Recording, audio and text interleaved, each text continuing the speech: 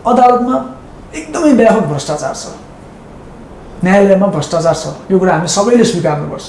त्यो पैसा कहाँबाट वसुल हुन्छ? त्यो अन्याय परेको मान्छेबाट वसुल हुन्छ क्या। कतिपय पीडितले भन्छन् पैसा नभइकन हाम्रो मुलुकमा न्याय पाइँदैन, पैसा नभइकन मुद्दा लड्न पनि सकिँदैन। कानुनको मिसयुज गरेर चाहिँ लाभ लिने मान्छेहरू मैले थुप्रै देखेको छु।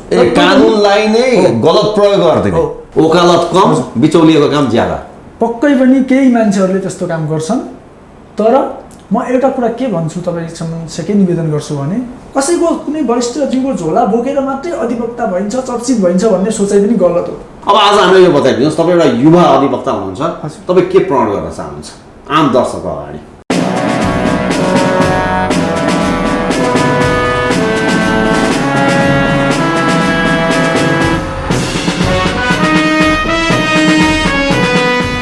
नमस्कार, हेडलाइन नेपालको हेडलाइन विशेषमा तपाईँलाई हार्दिक स्वागत छ।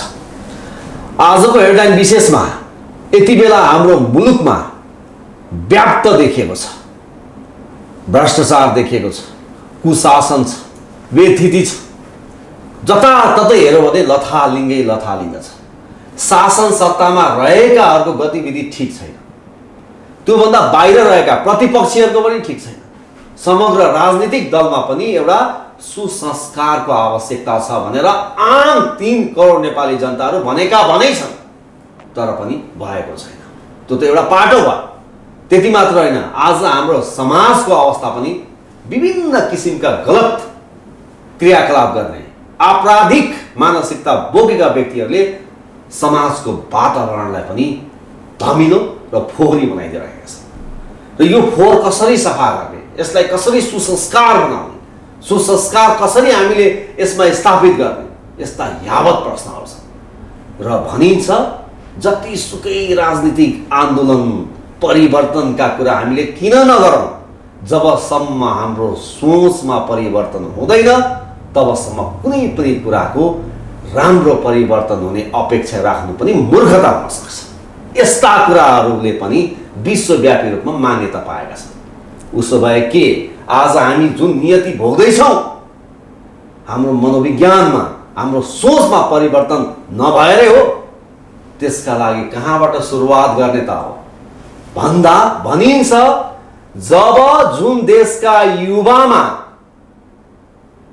जब सोचमा परिवर्तन आउँछ, जब राम्रो सोच हावी हुन थाल्छ, जब त्यस्ता मनोविज्ञानहरू अग्रसर भएर अगाडि बढ्छन्, जब युवाहरू अगाडि बढ्छन्, अनि मात्रै यो खालका परिवर्तन, यो खालका फोहोरहरू फाल्न अनि मात्रै सम्भव हुन्छ। आजको हेडलाइन विशेषमा हामी विशेषतः यिनै विषय प्रसङ्गलाई जोडेर आजका युवा साथीहरूले गर्नुपर्ने भूमिका के, आजको यस्ता फोहोरलाई सफा गर्नका लागि हामी के गर्न सक्छौँ आफ्ना ठाउँबाट, यसै विषयमा हामी कुराकानी गर्नेछौँ। यति बेला हामीसँग एकजना युवा अधिवक्ता जो एनर्जेटिक हुनुहुन्छ, उहाँले केही कामहरू पनि गरिसक्नु भएको छ, त्यस्ता युवा अधिवक्तासँग आज हामी कुराकानी गर्नेछौँ। र आजको हेडलाइन विशेषमा हामी विशेष कुराकानी गर्नेछौँ। यति बेला मसँग हुनुहुन्छ स्टुडियोमा वीरभद्र जोशी, यानि कि अधिवक्ता वीरभद्र जोशी। जोशीजी, यहाँलाई हेडलाइन विशेषमा स्वागत छ। हजुर, धन्यवाद। आराम हुनुहुन्छ? एकदम आरामै छु। तपाईँ निकै युवा देखिनुहुन्छ। तपाईँले यो अहिले मैले अधिवक्ता भने कति समय भयो अधिवक्ता यो वकालत गर्न थाल्नुभएको, बहस गर्न थाल्नुभएको? मैले वकालत गर्न थालेको 2076 साल फागुनदेखि हो। 2076 फागुन 77 78 2 वर्ष भयो। 2 वर्ष त भएको नि, 1.5 वर्ष अझै भएको छैन। भनेपछि तपाईँ एकदमै युवा नयाँ अनुभवका साथ, जोस जाँगरका साथ अगाडि हुनुहुन्छ। हजुर। के लाग्छ तपाईँलाई अहिले कानुनको क्षेत्रमा आउनुभयो होइन? तपाईँ त अब पछिल्लो पुस्ताकै भन्नु पर्यो अहिले होइन? कस्तो पाइरहनु भएको छ, माहौल कस्तो छ कानुनको क्षेत्रमा? कानुनको क्षेत्रमा मैले देखेको के हो भने थुप्रै सम्भावनाहरू पनि छन्, तर थुप्रै विकृति पनि छन्। सम्भावना पनि छ, विकृति पनि छ, विकृति पनि छ। मैले त्योभन्दा अगाडि अर्को प्रश्न गरेँ, विकृतिसँग पनि म जोड्छु, सम्भावनासँग पनि जोड्छु। तपाईँसँग अध्ययन गर्न धेरै अप्सन थियो होला नि। तपाईँ चिकित्सक बन्न सक्नुहुन्थ्यो है, तपाईँ इन्जिनियर बन्न सक्नुहुन्थ्यो, तपाईँ पाइलट बन्न सक्नुहुन्थ्यो, तपाईँ नेपाल सरकारको एउटा जागिरे बन्न सक्नुहुन्थ्यो, बिजनेसम्यान बन्न सक्नुहुन्थ्यो, सञ्चारकर्मी बन्न सक्नुहुन्थ्यो, सुरक्षाकर्मी बन्न सक्नुहुन्थ्यो। तर तपाईँले अधिवक्ता हुने वकिल बन्ने यो बाटो किन बस्नु? पहिला यो चाहिँ क्लियर गर्नुहोस्। तपाईँको उद्देश्य त हुन्छ नि त, के उद्देश्यका साथ तपाईँ यो कालो कोट लगाउन आउनुभयो भन्नुहोस् त। एकदमै राम्रो प्रश्न गर्नुभयो हजुरले। म चाहिँ सानैदेखि एउटा समाजमा न्याय स्थापना हुनुपर्छ, सामाजिक न्याय कायम हुनुपर्छ भन्ने मान्यता राख्ने मान्छे हो। हुन त मान्छे कस्तो बन्ने भन्ने कुरा उसले आफू कस्तो सोसाइटीमा हुर्क्यो, कस्तो अब जिन्दगी बाँच्यो त्यसमा पनि डिपेन्ड हुन्छ र उसले कोबाट प्रभावित भयो, यी यावत कुराहरूमा मान्छेको के बन्ने भन्ने कुरा ती कुराले डिटरमाइन गर्छ। म सानोमा मैले कस्तो हो भनेपछि केही वरिष्ठ त्यो बेलाका वरिष्ठ वकिलहरूको अब अन्तर्वार्ताहरू, अझ भनौँ अन्तर्वार्ता भन्दा पनि उहाँहरूले गरेका कामहरू जस्तै को नाम लिन सक्नुहुन्छ? मैले सबभन्दा मेरो चाहिँ रोल मोडल भन्दाखेरि डाक्टर भीमार्जुन आचार्य। डाक्टर भीमार्जुन आचार्य अनि हाम्रो शम्भु थापा सर। उहाँबाट म एकदमै इन्फ्लुएन्स भएको थिएँ सानैदेखि। तपाईँ बच्चैदेखि उहाँहरूबाट इन्सपायर भनौँ इन्फ्लुएन्स हुँदै जानु? लगायत अरू पनि हुनुहुन्छ, उहाँहरूबाट चाहिँ म एकदमै इन्फ्लुएन्स भएको थिएँ। अनि देख्थेँ म एउटा ग्रामीण समाजमा हुर्केको मान्छे, एउटा सुदूरपश्चिमको एउटा गाउँमा हुर्केको मान्छे, समाजमा व्याप्त अन्याय अत्याचार मैले देखिरहेको थिएँ क्या। अब एउटा बच्चाले पनि अनुभूत गर्छ नि त, उसँग अब त्यसलाई कसरी ट्याकल गर्ने भन्ने पो थाहा हुँदैन सानोमा उसलाई, तर पनि उसले देख्न त देखिरहेकै हुन्छ आफ्नो अवस्था यो कसरी हो भन्ने कुरा त मान्छेले सोध्छ बेला बेला। यी कुराहरूले चाहिँ मलाई चाहिँ हाम्रो समस्या चाहिँ कहीँ न कहीँ हामी अन्यायमा परिराखेका छौँ भन्ने फिल भइरहेको थियो क्या सानैदेखि। र त्यसपछि मैले चाहिँ म हाई स्कुल पास भएपछि ल पढ्छु भन्ने सोच बनाएको थिएँ। तर समस्या के हो भने हाम्रो सुदूरपश्चिममा लको पढाइ कहीँ पनि हुँदैन थियो। सुदूरपश्चिमको कुनै पनि जिल्लामा कलेज थिएन। सुदूरपश्चिमको कुनै जिल्लामा पनि कानुन विषयको पढाइ थिएन। अनि मैले बाध्य भएर +2मा इङ्ग्लिस पढेँ, मेजर इङ्ग्लिस। हो। अनि त्यसपछि मैले त्यो बेला काठमाडौँ आउनु खोजेको थिएँ पछि ल पढ्ने भनेर, तर मेरो फ्यामिली ब्याकग्राउन्डले मलाई चाहिँ काठमाडौँ आउन त्यति सहज थिएन, किनकि म एउटा पोर फ्यामिली ब्याकग्राउन्डको मान्छे हो। अनि मैले स्नातक पनि मैले महेन्द्रनगरबाट गरेँ र इङ्ग्लिसमै गरेँ। त्यसपछि मैले चाहिँ के सोचेँ भने अब महेन्द्रनगर भनेको कञ्चनपुर। अनि मैले त्यसपछि के सोचेँ भने अब चाहिँ मैले आफै पनि हिम्मत गर्नुपर्छ। मलाई अङ्ग्रेजी विषयमा स्नातक गरिराख्दा के फिल हुन्थ्यो भने मैले पढ्नुपर्ने कानुन हो, सानैदेखि मेरो सोचाइ। तर इङ्ग्लिस लिटरेसीमा अगाडि बढिरहेको छु, म कसरी धकेलेर यहाँ पुगेँ भन्ने फिल भइरहेको थियो क्या मलाई। र त्यसपछि मैले अङ्ग्रेजी ब्याचलर लेभलको 3rd इयरको मैले इक्जाम सकेपछि म दसैँको बेला थियो, म चाहिँ गाउँ नफर्किकन काठमाडौँ आएँ क्या। तपाईँ दसैँमा घर जानु भएन? त्यहाँ अब घर त हाम्रो तलैतिर पनि बसाइ छ, पार्ने छ, तर म चाहिँ अरू चाहिँ नर्मली अब दसैँमा गाउँ जाने चलन हुन्छ। मैले के सोचेँ भने अब मेरो सपना पुरा गर्नु छ, मैले अब आफै हिम्मत गर्नुपर्छ भन्ने सोचेर म चाहिँ दसैँको बेला काठमाडौँ आएँ क्या। र त्यसपछि मैले अब रिजल्ट आएपछि सिधै नेपाल ल क्याम्पसमा LLB जोइन गरेँ र सँगसँगै मैले अर्को उता त्रिचन्द्र कलेजमा MA पनि जोइन गरेँ र दुईटै विषय मैले चाहिँ कन्टिन्यू रेगुलर कलेज गरेर अध्ययन गरेँ। र त्यसपछि मेरो चाहिँ अधिवक्ता बन्ने सपना पुरा भयो। भनेपछि तपाईँको त्यति बेलादेखिको लक्ष्य यति बेला आएर प्राप्त भयो 76 साल फागुनमा आएर, होइन? अब म अघिको प्रसङ्गमा गएँ। अहिले जसरी हामीले यो तपाईँले भन्नुभयो कि त्यहाँ केही अवसर पनि छन्, विकृति पनि छन्। अब भनिन्छ जहाँ समस्या हुन्छ त्यहाँ अवसर पनि हुन्छ, त्यहाँ च्यालेन्जेस जहाँ हुन्छ त्यहाँ अवसर हुन्छ। भनेपछि त्यहाँ विकृति सफा गर्न यदि कसैले सक्यो भने त त्यो पनि त्यसको लागि अवसर हो कि सबैले खुसी हुन्छन्, त्यो मान्छेले ठिक काम गर्यो भन्छन्, सफलता हात पर्छ। भनेपछि विकृति के देख्नु भएको छ त्यो चाहिँ बताइदिनुहोस् न, र त्यसलाई कसरी समाधान गर्न सकिन्छ, ती विकृतिलाई हामीले कसरी हटाउने? मैले देखेको विकृति के हो भने मान्छे जब कानुन पढेर धेरै जसो सबै त नभनौँ, केही मान्छेहरू भनौँ के गर्दा रहेछन् भनेपछि मैले धेरै इक्जाम्पलै दिनुपर्ने दिउँला, होइन? कस्तो देखिन्छ भने कानुनको मिसयुज गरेर चाहिँ लाभ लिने मान्छेहरू मैले थुप्रै देखेको छु। कानुनलाई नै गलत प्रयोग गर्दै हो, र त्यो पनि फेरि कानुन पढेकै व्यक्तिहरूले त्यो गरिराखेको मैले थुप्रै देखेको छु, थुप्रै। किनकि उनीहरूलाई नर्मल मान्छेभन्दा बढी कानुनको कुरा थाहा हुन्छ र त्यसो भएको हुनाले उनीहरूले चाहिँ कानुनको मिसयुज गरेर व्यक्तिगत लाभ लिने चाहिँ मैले थुप्रै मान्छेहरू देखेको छु। तपाईँले यो 2 वर्ष पनि पुगेको छैन, यो यति समयमा यस्ता कुरा देखिसक्नुभयो? एकदमै धेरै मान्छे देखेको छु मैले। अब त्यसलाई हामीले करेक्सन कसरी गर्न सक्छौँ, कसरी रोक्न सक्छौँ? अब तपाईँ त भर्खर आउनु भएको छ, होइन? भर्खर आएको तपाईँलाई फेरि पत्याउलान् कि नपत्याउलान्, होइन? अब यो अभियानलाई अगाडि बढाउन पनि त्यति चान्स हुने त छैन, उहाँको पनि पहुँच होला त्यही ढङ्गमा। कसरी यसलाई करेक्सन गर्न सक्छौँ? अब पहिलो कुरा एउटा कुरा के हो भने यो संविधान र कानुनमा मान्छेको नियतका कुरा लेख्न सकिँदैन। को मान्छे कस्तो नियतको हुन्छ भन्ने कुरा संविधानले कल्पना गर्दैन क्या। र यही नियत गलत नियत भएको मान्छेहरूले नै यसरी संविधान कानुनको मिसयुज गरेर चाहिँ फाइदा लिइरहेको अवस्था हो। र त्यसको करेक्सनको लागि के हो भने हामी सबैले अझ भन्नुपर्दा हाम्रो नयाँ पुस्ताले चाहिँ अझ जिम्मेवार भएर चाहिँ अगाडि बढ्नुपर्छ भन्ने मलाई लाग्छ। नयाँ पुस्ताले अझ जिम्मेवार हुनुपर्छ कि अब हिजो अस्ति जे भयो म पनि यतातिर मिल्छु यसो 2-4 पैसा आम्दानी पनि हुन सक्ला नि त त्यस्तो स्थितिमा। त्यस्तो होइन। हामी एउटा कुरा के हो भने हामी मैले बेला बेला भन्ने पनि गर्छु, हामीले सम्पत्ति कमाउनु र असल मान्छे बन्नु फरक कुरा हो। अझ भन्नुपर्दाखेरि हामी चर्चित हुनु, असल हुनु, सफल हुनु फरक कुरा हुने। हामी असल बन्न सक्छौँ, धनी नबन्न सक्छौँ, धनी बन्न सक्छौँ, असल नबन्न सक्छौँ, नहुन पनि सक्छौँ। तर मेरो मान्यता के हो भने कमसेकम हामी जतिको पढे लेखेको मान्छेले असल मान्छे बन्ने प्रयास गर्नुपर्छ। अब तपाईँ एउटा कुरा यो बताइदिनुहोस्, तपाईँ भर्खरै अब सुरुवातै छ अहिले होइन, यो वकालत मात्रै गरेर सिधा तरिकाले जुन तपाईँले अहिले भन्दै हुनुहुन्छ काठमाडौँमा बाँच्नलाई पुग्छ के छ, आर्थिक अवस्था के हुन्छ? होइन, त्यति धेरै गाह्रो पनि छैन हाम्रो पेसामा। हाम्रो पेसामा अब गाह्रो छ नगएको होइन, तर एकदमै अनेस्टली मिहिनेत गरेर अगाडि बढ्ने हो भने धेरै सम्भावना छन्, धेरैभन्दा धेरै सम्भावना देख्छु मैले चाहिँ। असल नियतका साथ अगाडि बढ्ने हो भने अहिले नेपालमा यति धेरै मान्छे पीडित छन्, यति धेरै मान्छे अन्यायमा परेका छन्, यतिसम्म कि उनीहरूको वकिलबाटै उनीहरू अन्यायमा परिरहेका छन्। क्या न्याय दिने भनेर जो वकिल कहाँ उनीहरू धाउँछन् त्यही वकिलबाट पनि अन्यायमा परिरहेका छन्। त्यसले मैले के त्यो वकिलबाट अन्यायमा चाहिँ कस्तो परिस्थितिमा पर्न सक्छ?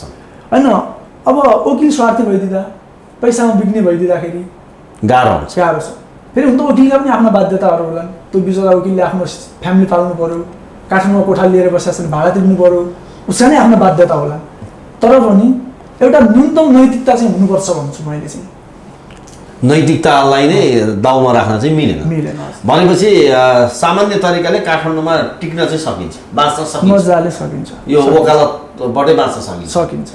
अब एउटा कुरा यो बताइदिनुहोस् न, जस्तो सामान्यतया के भनिन्छ भने कहीँ कसैलाई समस्या भयो भने र कानुनी बाटो, कानुनी उपचार खोज्नु पर्यो भने अलिकता पाको उमेरको, अझ कतिले त भन्छन् अब अझ माथिल्लै के श्रीमानहरूसँगै डाइरेक्ट कसको टच छ, कसको सम्पर्क छ भन्दै पनि खोज्दै हिँडिरहेका हुन्छन् र त्यस्ता खालका अधिवक्ता पायो भने अलि मोटै रकम पनि दिन तयार हुन्छन् कतिपय अवस्थामा।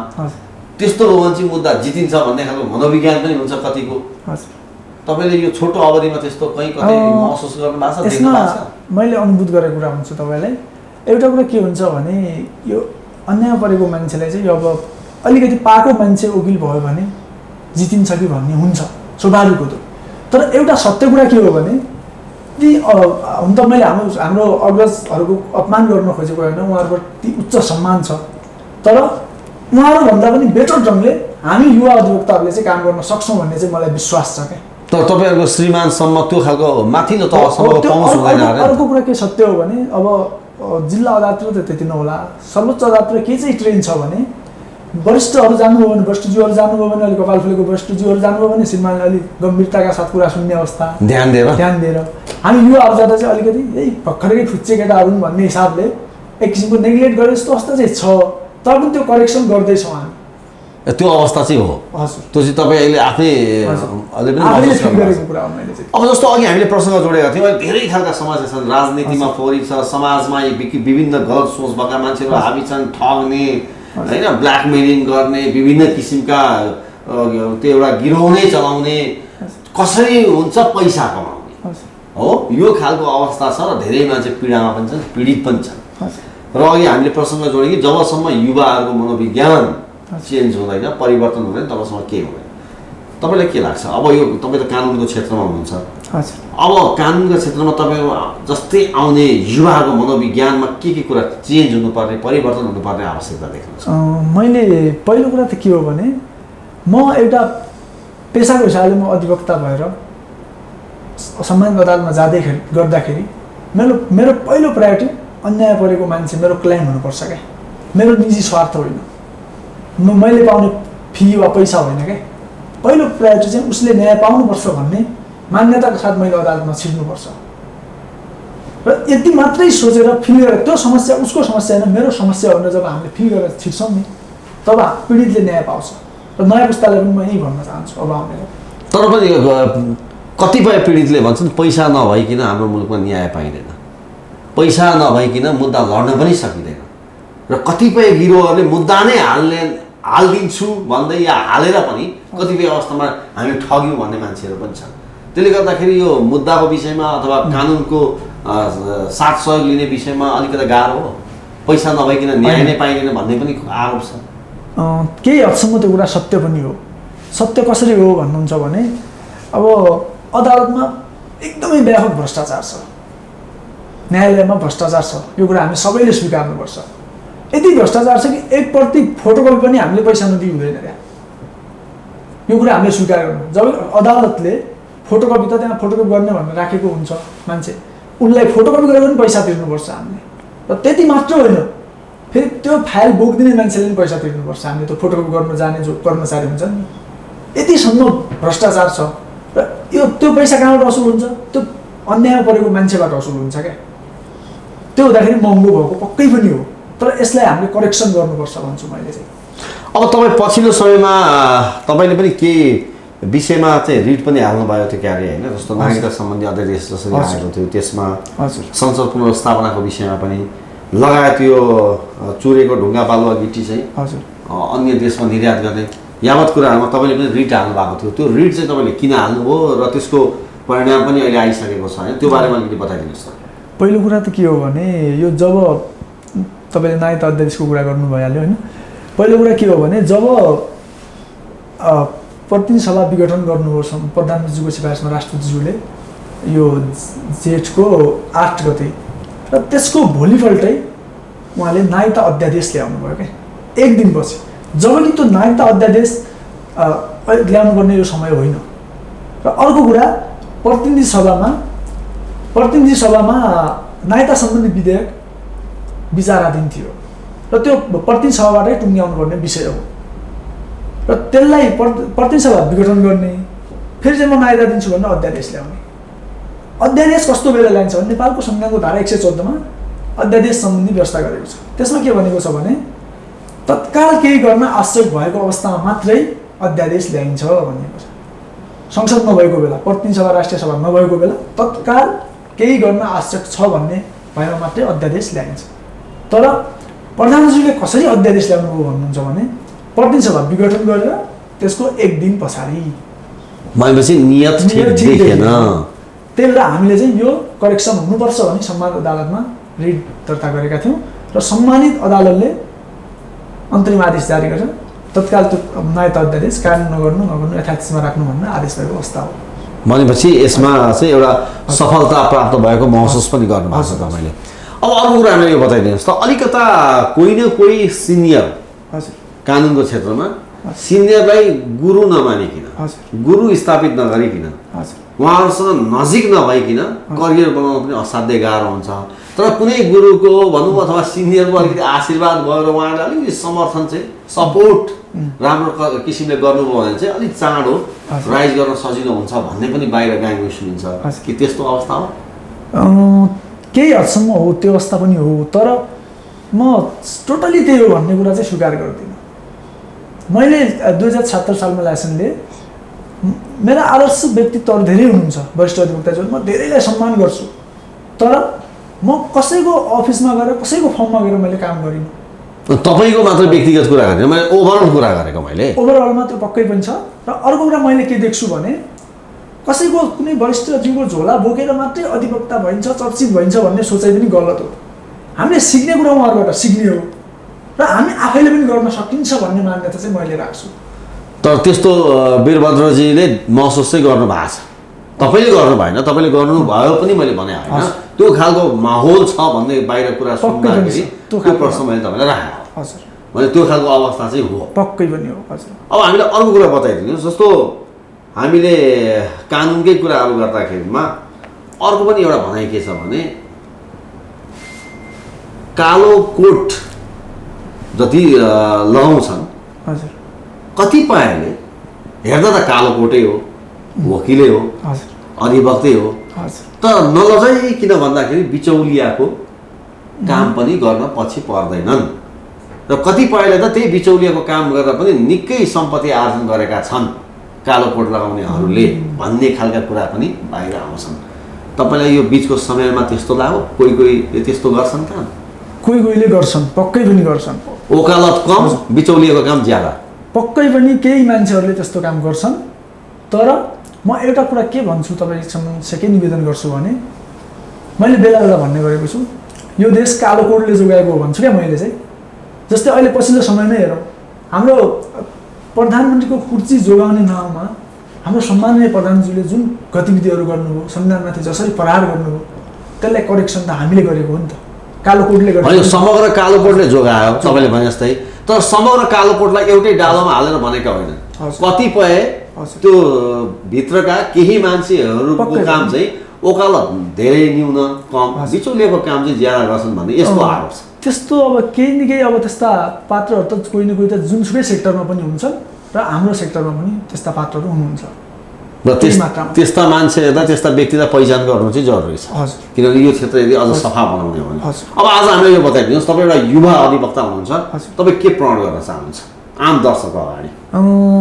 म आम दर्शकको अगाडि तपाईँको मिडिया, आम दर्शकले सुन्ने गरी तपाईँको मिडियाबाट के भन्न चाहन्छु भने, हाम्रो पुस्ताले, अझ युवा पुस्ताले यो देशको राजनीति पनि करेक्सन गर्नुपर्ने छ। देशमा देखिएका व्यतिथि, भ्रष्टाचार, अन्य अत्याचारको विरुद्ध पनि हामीले लड्नुपर्ने छ।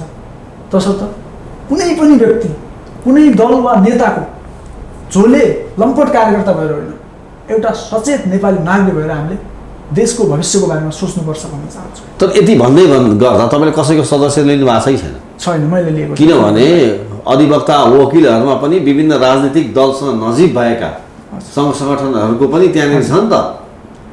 होइन, मैले कुनै पनि पार्टीको सदस्य, जस्तै नेपाल बार एसोसिएसन त अम्ब्रेला अर्गनाइजेसन भयो, तर त्यहाँ पनि दलीय रूपमा टिकट बाँडिन्छ। तपाईँलाई थाहा छ नि यो कुरो? पक्कै पनि थाहा पाउनु भएको छ नि यो छोटो समयमा? होइन, पक्कै पनि बाँडिन्छ, त्यो भित्र पनि राजनीति छ। तर मैले कुनै पनि पार्टीको सदस्यता लिएको छैन। तपाईँ लिनुहुन्न? म लिनुहुन्न। एकदम निष्पक्ष ढङ्गले आफ्नो यो पेसालाई, जनताको न्यायको निम्ति लड्छु। वकालत पेसालाई व्यावसायिक रूपमा जनताका न्यायको लागि लड्न प्रतिबद्ध हुन्छ। ठिक छ वीरभद्रजी, यहाँले हाम्रो हेडलाइन विशेषको स्टुडियोमा आइदिनु भयो, हामीसँग कुराकानी गरिदिनु भयो, यहाँलाई धेरै धेरै धन्यवाद छ। हजुरलाई पनि धेरै धेरै धन्यवाद। नमस्कार। हस्।